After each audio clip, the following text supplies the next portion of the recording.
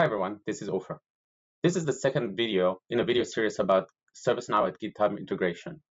In this video, I'm going to focus on branching and managing stashes. Here's a quick recap of the previous video. We started by creating a new repository called SNDemo, and then we created a ServiceNow Studio application with the same name, SNDemo, and then we created an SSH key to authenticate to the repository. Then we took the SSH key and we created a credential that we can authenticate against the repo. And then we connected to source control. Finally, we created a clone of the repository on the local machine so we can manipulate the repository on the local machine. The top portion of this image is what we ended up with. We have the repository, which is in the center of the image, and then we have repository via SSH, and we also have the clone that is connected to the repository also via SSH key. My assumption is that most people that watch these videos will know the basic concept of branching. And the bottom portion of the image, we see the concept, which is the main branch, and then we split to a feature branch, and then finally merge it to the main branch again. Let's go back to our instance and look at our application in Studio. We can see that in the bottom right corner, the application is connected to a SN instance branch. But before going into branching in Studio, I would like to show you what drives the repo information. I'm now navigating to sysrepo_config. It's the repository configuration where ServiceNow stores all the application repository information.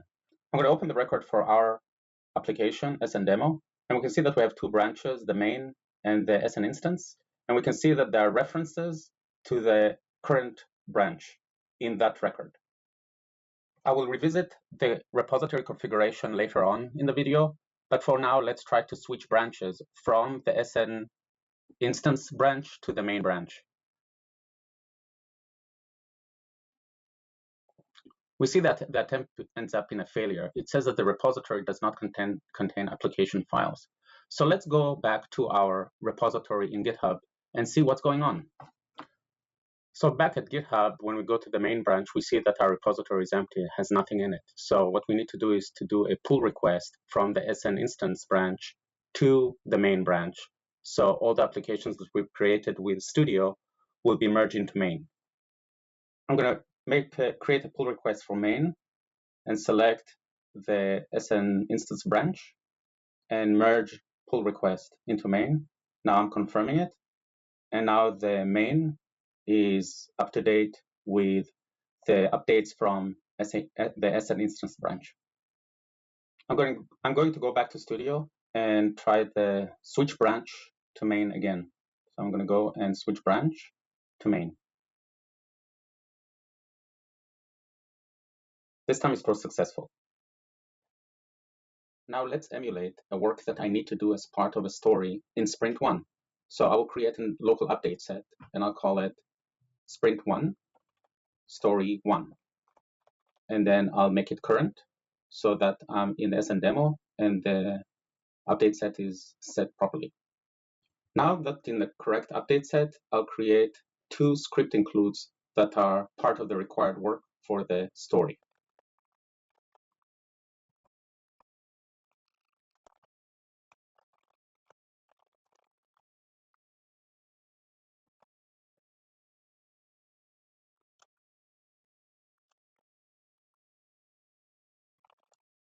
So now that we have the two script include files in the update set, I would like to show you the sysmetadata table, which is the application file table. All changes that we're making to the application are recorded in this application files table. This will become important later on when we're trying to troubleshoot. In Studio, we can see that the file exists, and also in the update set, we can see that the files exist. Let's look at the repository configuration, and we see that we still are on the main branch. So let's go back to Studio and create a new branch. Let's call it Sprint 1 branch.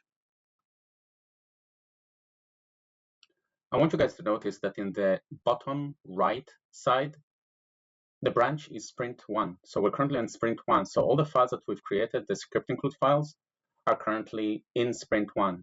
But when we go and look at sprint 1 in the code repository, we see that the branch was created, but obviously there are no files there. So what we need to do is to commit the changes to the sprint 1 branch. But before doing that, I want to experiment a little bit with switching branches, because this is an important concept that I'd like to show you guys. So when switching branches, it's important to know that all the developers that are connected to the repository would see the same branch that we're currently on. So if we, for example, switch from sprint 1 to main, all the developers that are connected to the application, to the studio application, will see that the current branch is main. So what we'll need to do is, whenever we switch branches, all the existing development that is currently in flight would have to be either stashed or ignored.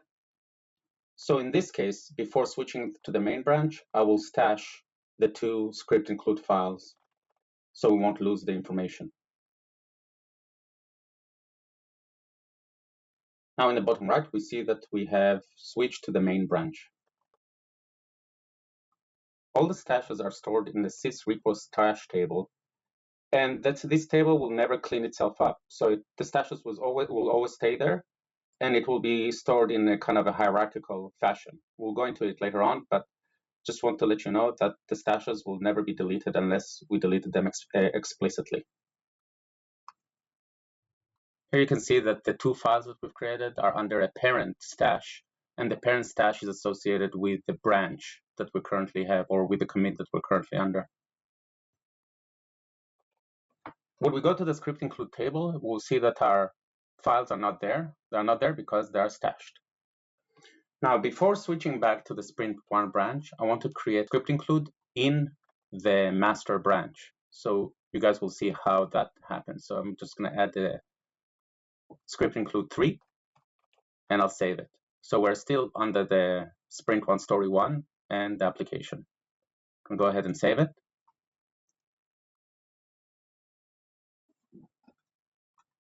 Now, let's switch back to the sprint 1 branch. We know that we have to stash the changes that we've made to script include 3. Again, when switching branches, we switch it for all the developers that connect to the studio application. So now everybody will be in sprint 1 branch, and we notice that we don't have the files, so we need to recover them from the stash. Clicking on the manage stash, we can see that we have the two stashes, one from sprint 1 and one from master. So let's first recover the one from sprint 1, so we get the two script include files, and then now apply the stash from the master branch, which will add the third script include to our sprint 1 branch. Now we have the 3 files in our sprint 1 in Studio. The problem is that the code repository does not have these files. So what we need to do is we need to commit these 3 files into the sprint 1 branch so that the repository will be updated with the changes. I will need to type in a commit message and go ahead and commit the files, which will send all 3 files to the repository, to the GitHub repository. So at the GitHub repository, we see the files right there.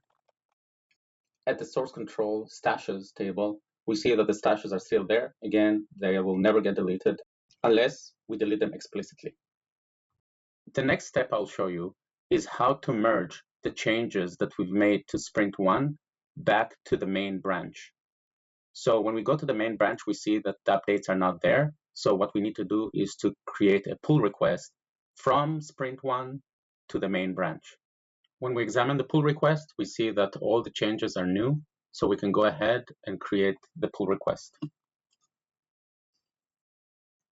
Now we'll merge the branch and we'll type in some description or commit message, and then we'll go ahead and confirm the merge. We can see that we have a commit, and then if we switch back to the main branch from sprint 1, we'll see that all the files that we have are still there, and we're on the main branch with all the files.